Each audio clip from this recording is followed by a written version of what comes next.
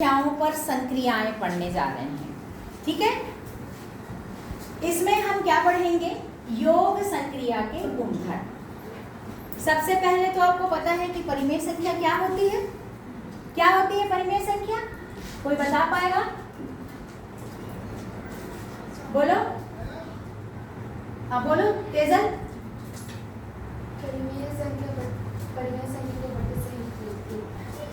बटे सही में लिखते हैं या अंश और हर में लिखते हैं।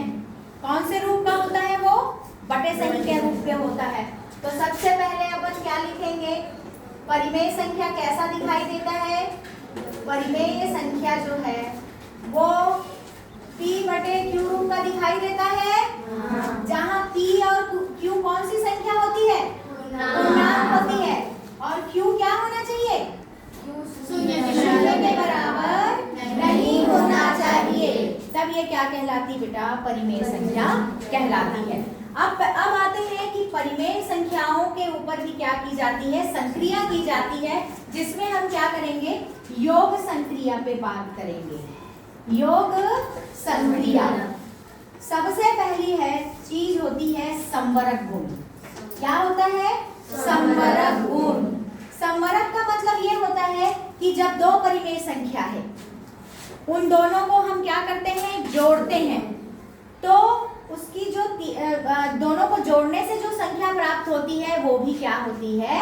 परिमेय संख्या प्राप्त होती है। तब इसको हम क्या कहते हैं? संवरक गुण कहते हैं। कोई भी दो परिमेय संख्या ले सकते हैं आप। 5/7 धन 8/7 दो परिमेय संख्या हमने ले ली।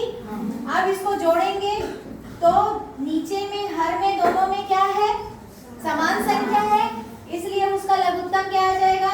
7 आ जाएगा। और ऊपर वाली संख्या को जस का तस जोड़ देंगे तो क्या होगा? 8 और 5 कितना होता है बेटा?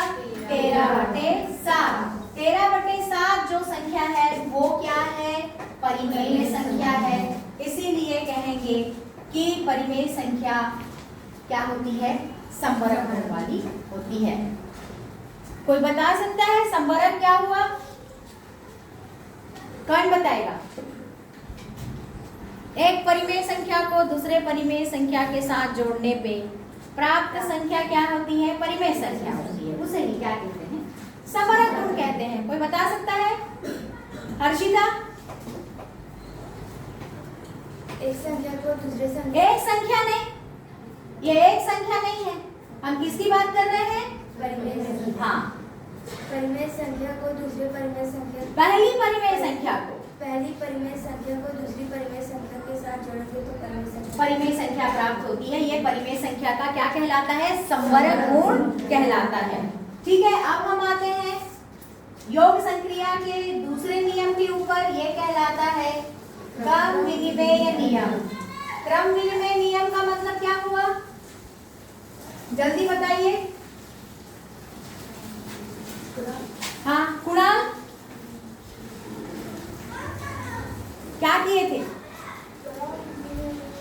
हाँ क्या किए थे? क्रम विनिमय नियम में क्या करते हैं? क्रम को बदल कर जोड़ते हैं। दो परिमेय संख्या लेंगे, ले लो कोई भी परिमेय संख्या ले लो। ठीक है, 5/7 लिए। दूसरी परिमेय संख्या कितनी है? 8/7 है। दोनों को जोड़े तो कितना आया था बेटा? 13/7 आया था। अब इसके क्रम को बदल देते हैं। मतलब 8/7 को पहली परिमेय संख्या बना लेते हैं और 5/7 को दूसरी परिमेय संख्या बना लेते हैं, तो भी हमको उत्तर कितना मिलता है बेटा? 13/7 ही मिलता है। ठीक है, तो इस तरीके से ये क्या कहलाया? आपका क्रम विनिमेय नियम। किसी को कोई डाउट है? नहीं है। अब हम तीसरी चीज पढ़ते हैं इसमें, साहचर्य नियम। बैठ जाओ बेटा। साहचर्य नियम योग संक्रिया का तीसरा गुण है, परिमेय संख्या का तीसरा गुण है साहचर्य नियम। साहचर्य मतलब साथ में बैठना। मान लो 3 सहेली है, एक 5/7 है, एक संख्या 8/7 है, और तीसरी संख्या है 10/7। मान लीजिए तीनों सहेलियां हैं, ठीक है। ये दोनों सहेली एक दिन एक साथ स्कूल आती हैं, तीसरी को वो लोग छोड़ देते हैं। ये हुआ।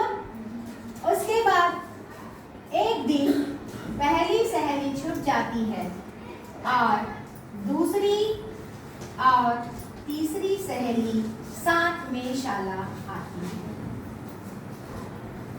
ठीक है। यह कहलाता है सहचर्य। लेकिन ये दोनों बराबर होते हैं क्योंकि तीनों ही बच्चे क्या आते हैं, स्कूल आते हैं।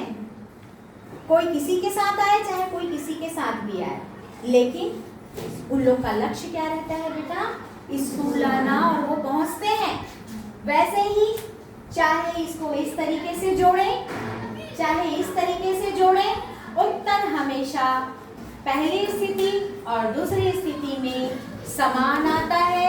ये कहलाता है परिमेय संख्या के योग संक्रिया का सहचर्य नियम, ठीक है।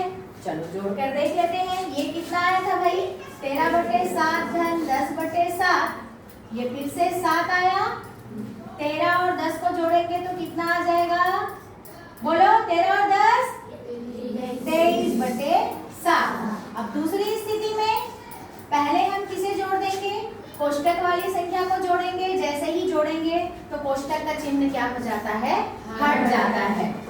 7 8 धन 10 5/7 18/7। इन दोनों को जोड़ेंगे तो लघुत्तम आएगा 7 18 और 5 बराबर 23/7, ठीक है। तो इस तरीके से परिमेय संख्या के हमने योग संक्रिया के अंतर्गत 3 नियम पढ़े। पहला है संवरक गुण, दूसरा है क्रम विनिमय गुण और तीसरा है सहचर्य, ठीक है। क्लियर है, कोई डाउट तो नहीं है। ये रिवीजन क्लास है आप लोगों की। आप लोगों को जब भी प्रॉब्लम होगी